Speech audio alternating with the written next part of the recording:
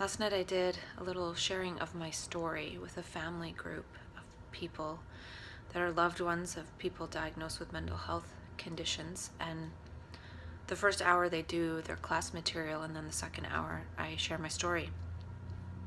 And I've done it a couple of times before.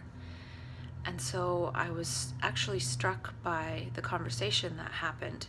They read a part of the material that says, recovery is the development of a new ego and identity structures to replace those damaged by our illnesses.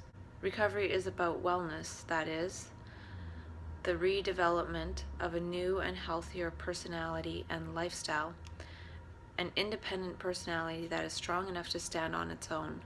Recovery takes place through creation of new patterns of behavior that make our lives more satisfying and productive. And from that, there was a conversation by the parents and loved ones, and they were kind of saying how their loved ones are in the grief stage of they can't get back to who they were before. So when I shared my story, I talked about that I believe it is about creating a new self. You can't really get back to the one that you were before. And I didn't really say, but if a person gets stuck in the grief phase, it's going to make it so one can't really move into this phase of rediscovery and recreation of oneself. And that may include some of the old structures. And then this sheet goes on to be like, oh, you got to give up your hopes and dreams and build a dream of lesser whatever and stuff, which is kind of old thinking, but they're trying to put it in like a positive light. But I still think that it's important to harvest one's mania if one had mania and move towards that, not just about developing patterns of behavior and personality structures to help one function as a cog in the machine of society, because it's a cog in the machine of society that we're all suffering from, and certain number of us go into these supposed crisis mental illness states, and it's a state of connecting with a different compass that wants us to create a different reality where we don't have to go into these states of crisis. It's trying to show us something. It's trying to show us that we're all one thing, we're all one consciousness, and we need to co-create towards that. So that's why I don't really believe in personal recovery, to just personally recover enough function to somewhat function in society. And that's why I feel like I've done the best when I've been living in community or had a lot of interactions that are just based on being human and not really focused on mental illness at all. So I was pretty inspired by just hearing their dialogue before I spoke. I didn't say anything about it. I was just listening to them. But it seems like ever since that time I shared a couple of months ago, and the woman said she's starting to believe her son that, hey, if we all acted this way, we would create a different world or something, whatever she said. Each time I go to something mental health related, it's usually a pleasant surprise in the perspective people are taking. And the one lady at the group yesterday even said, well, if they went back to their original personality, that would just mean they would be back to the beginning again. They would be mentally ill again, because that sort of was part of what caused the mental illness. It was concurrent with the occurrence of the supposed mental illness. And I was like, wow, that's kind of spot on, because I think I might have said that before, where something new has to come into play. So I definitely grieved the loss of my former self for several months, but then I was like, okay, well, I've got nothing to lose and everything to gain now, so let's see what happens. So I find it interesting that it's right in the literature of a family support group class that basically we need to create a new self, and that's why I've talked about embodied mania and harvesting and practicing and embodying. Because some of the grief is, at least for people that go into mania, is grieving the loss of manic consciousness, but we can still move toward that. And I was talking yesterday about how when it comes to psychosis, they often say, oh, the more it happens, the worse it gets. And I think the more it happens, the more one gets medicated, and it's justification for more and more and different, and it's justification for more and more medication. And then that makes it worse, and because it's not getting resolved or moved through, and then it just makes it seem like, oh, it gets worse each time, when they don't necessarily say, well, each time we medicate more, we whatever, because I had my fourth psychosis and I was put on medication that made it worse. And then when I was taken off that medication, within a month or so, I was back to myself. So had I stayed on that medication, I likely would have continued to get worse, which would have looked like, oh, I'm getting worse because I had another psychosis, blah, blah, blah. When the 2 times before, I was out in and out of the hospital within 10 days and then back to normal activities. So I knew, and I know that it happens. Doesn't mean it's going to make me deteriorate to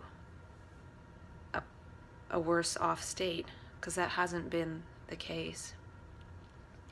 And I think it could be also that through this process of rediscovering and recreating myself, I've actually recreated a version of myself that is more in alignment with manic consciousness and what I experienced in mania and relational aspects and things like that. So when I go into a crisis state and I come out of it, I'm kind of back to how I was, because it's more real.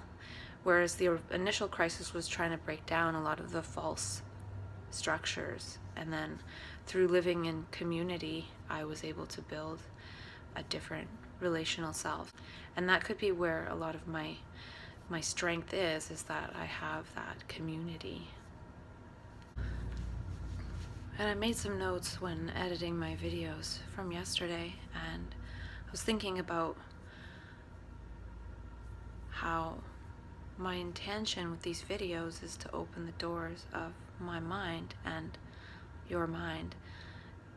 And that is my gesture. That's the gesture of these words. That's the intention. Because I was thinking about how gestures are more powerful. So if this is all condensed into one gesture, it's sort of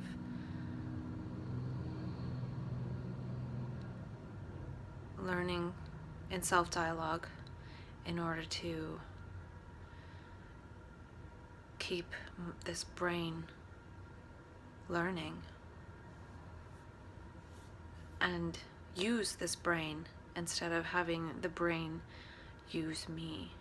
And that's the thing with being diagnosed with something. It's often now the brain is using me because it has this pathological diagnosis. So everything I do is based on avoiding things around that diagnosis.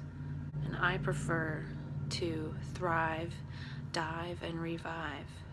And I was thinking how this learning and always learning and not accumulating, as J. Krishnamurti would say, it's always different. And so it's a different motion.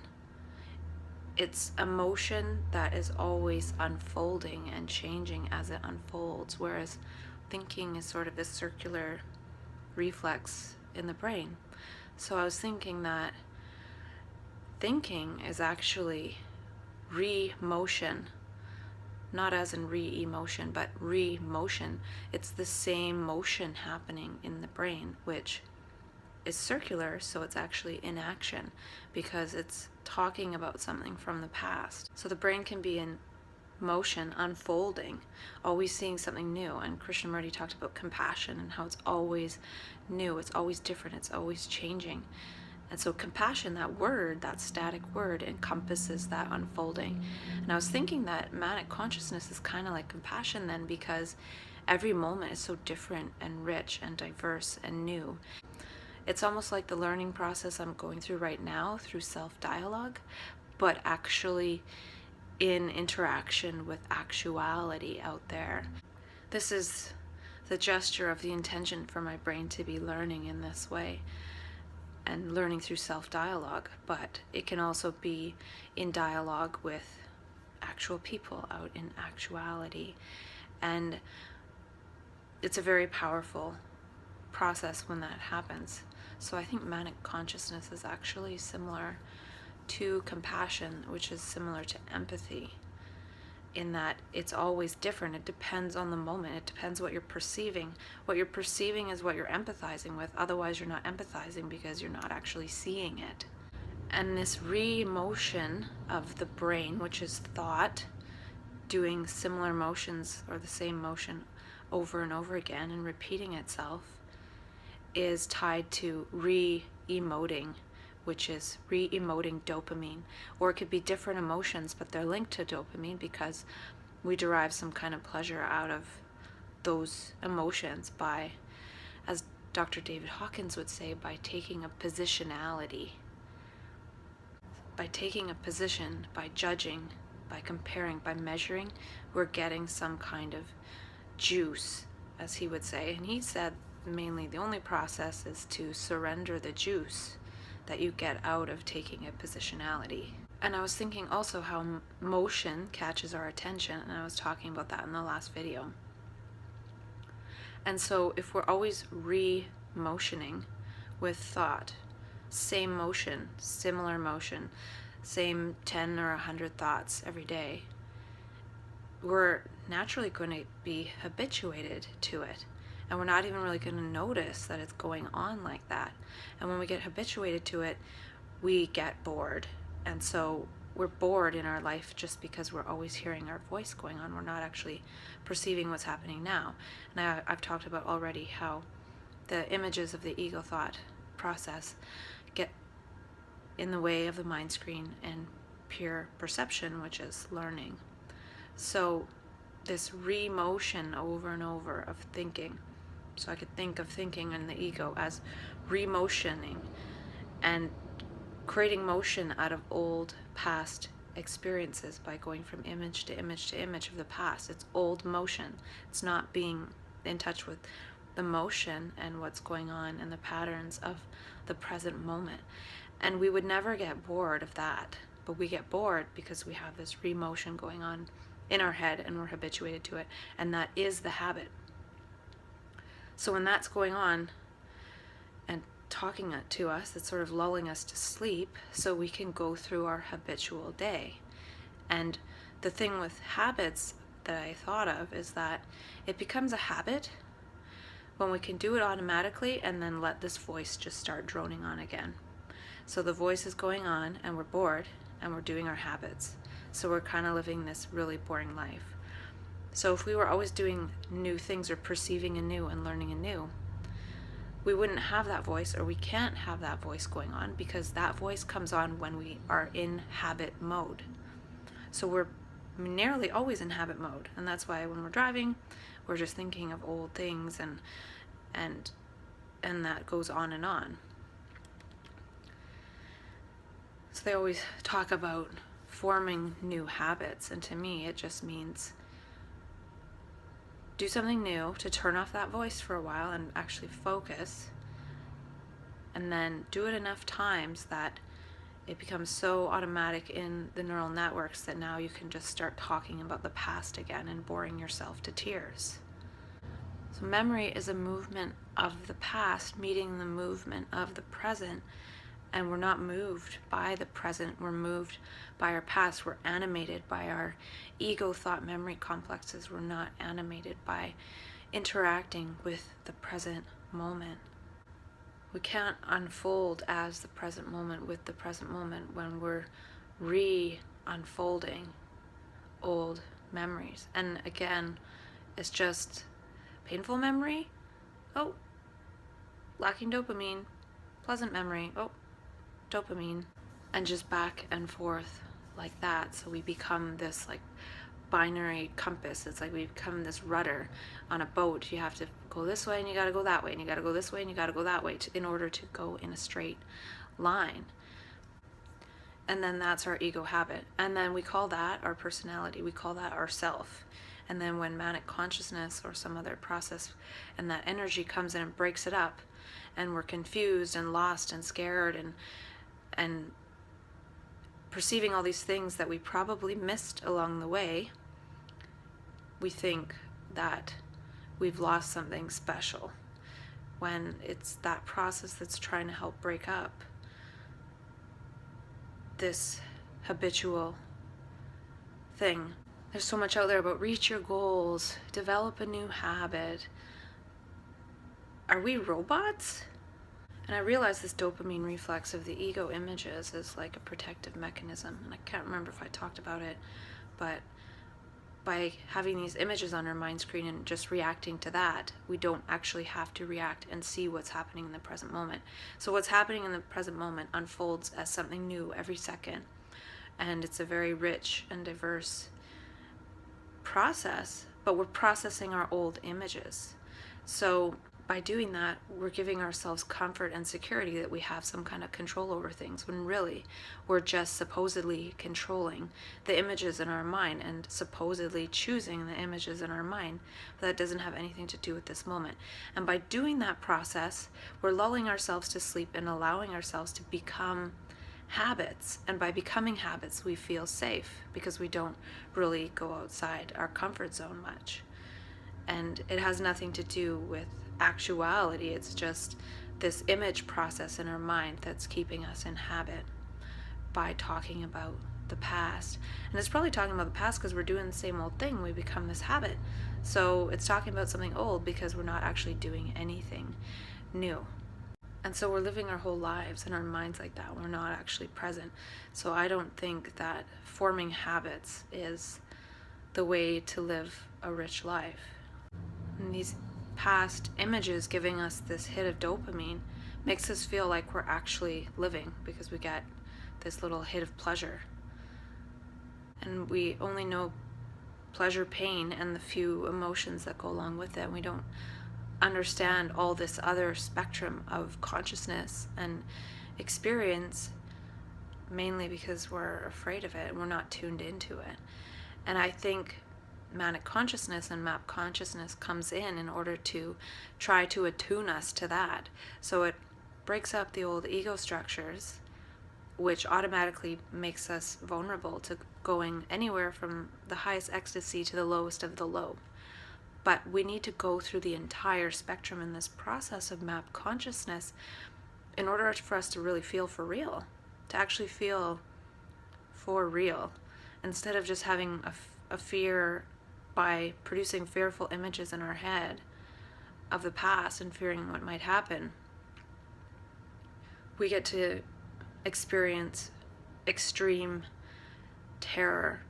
And a lot of times it'll play like stories and delusions and hallucinations of why it is we're feeling that way, because it's relating, well, these are the types of experiences that would give you this sensation. And they're not happening to you now, but this is what other people have experienced in the world when they've had these terrible, awful experiences. And it feels like one is experiencing those things. And also to the highest, but it's a way for us to actually tune our nervous system into the proper 1,000 or 10,000 or 100,000 possible, unique, empathetic, unfolding experiences that arise in consciousness when we're actually one in relationship with what it is that we are unfolding. So I feel like it's a retuning process, and it can be scary as crap. It's like restart, it's recalibration. It's recalibrating our nervous system. Our nervous system and our nerves and everything has been hijacked by just dopamine and the me and the past images of the me and worrying about oneself. And when one's worrying about oneself, as in one's past images, one's not actually in the present moment and not experiencing the richness of that. So in order for us to actually experience the richness of that, we need this recalibration process. And so we don't notice our voice because it's always on. We don't notice that we're talking in our own voice. And since it's always on, we take it to be something valuable in ourselves. And when we get in the state of awe, when we see a beautiful sunset, for example, it turns off for a second and we feel one with that experience. And sometimes people feel that and they're like, I want that back. And then they try things to get that back. And then map consciousness comes in and is trying to get rid of that voice or get rid of the way that voice is using us in our own heads. And so it's an awe experience. But awe is a word to describe infinite experiences within that awe. It's not, this is what awe is, or, oh, this is what gave me awe, so I'm going to do that again and expect to get awe. And when we're in map consciousness, it's an empathetic state. It's one with the moment. And so whatever one perceives, one feels. And it can be really confusing, because if one actually perceives and feels, one's going to act in a different way versus not actually perceiving, because one's in one's ego consciousness. That voice is blocking true perception and it's rationalizing things. So when we have that voice, we're not guided by the motion of the universe, because we're re-emotioning with our mind. And by doing that, it basically destroys the brain. And when we're always re-emotioning in this way, we're not allowing new neural pathways to develop, because we're reinforcing old ones that create those images and feelings. It's tied into the feelings too, because we emote, and that creates the complement in terms of neural peptides in the body. And I was thinking about how when we're always releasing the same few emotional molecules in the body, there's more receptors for those. And those receptors are the actual musical score of our body. They're like the notes of our body on each of our cells. They're what our cells can perceive. And since we're always re-motioning with our brain, we're creating those receptors in our body. And the more we do the same emotions, they actually down-regulate the receptors. So we need more of those emotions in order to get our fix of the emotion, and likely the dopamine too. So that's always wanting more and more and more, something different. We want something different that's going to give us the same emotion. So it's actually the same thing. It's the same experience all the time, because it's the same or the same few emotions. Whereas if we weren't desiring those emotions and addicted to our emotions, we would actually perceive in the moment and have a different motion, being moved by the universe and perceiving and learning every moment, which gives us energy. And really what we want is that energy. And dopamine gives us like a little tiny shot of it. But when we're learning and perceiving, we have a different form of energy. And I think it's an energy that creates lots of new neural pathways in the brain and variations in the neural peptides and things in the body. So then it's varied and we don't get stuck on any one thing. And especially when we get to the point where we realize that we really don't need to get stuck on any one thing, because there's always something new to learn coming. And so we allow it to unfold as us and move us, and we don't have to seek it out. So the motion of learning replaces the re-motion of me and my memories. And the re-motion of memories is re-emoting dopamine. And I think there's a different intention behind this motion. And I think the motion has something to do with intelligence beyond the ego. Re-motion is not intelligence. And I was thinking it's more difficult to learn by taking in someone's words, because someone's words actually has to write over the words in one's own voice. So it has to get through that barrier.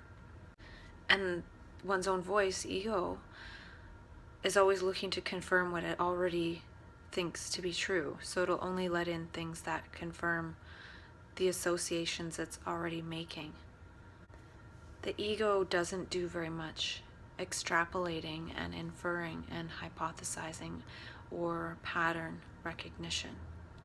And I was thinking about how harvesting and embodying one's mania and practicing one's mania and altruism, those are all gestures. And I think those gestures are more powerful at changing one's voice inside. There's value in getting rid of the voice, but in the meantime, to change the voice, if we change how we are. And that's why I feel like, since I was able to help out so much in the beginning after having a crisis, I didn't as much self-stigmatize, as they say, because I was being helpful, I was being useful, I was being part of the community. I felt like I belonged. So that would innately change one's inner voice, or change one's story, or reframe what happened to one if one is able to do those sort of gestures. Whereas sitting on the couch, the gesture of just sitting there is not going to do anything to change that. So action can work to change that voice a bit, more so than words. And that's why I'm looking forward to getting in the action phase. And I also think that the gestures write over the old patterns implicit in the voice and the story and memories that the voice is choosing to speak about. It's not just writing over the voice in a linear fashion. It's actually, the voice is going to create different words and stories based on the patterns inside. And the patterns inside are usually due to one's actions, or maybe the patterns received from outside. And I think that's part of what manic consciousness does, is trying to repattern us by giving us different gestures and actions and degrees of freedom. Because not only does it free us to recalibrate to the entire spectrum of consciousness and empathy, it also, at the same time, when being calibrated, it's also calibrating different actions and gestures that we didn't even know we were necessarily capable of until we were recalibrated in this way. So after being recalibrated, one can have a really scary experience where one might think they might kill somebody because they're in that state of consciousness.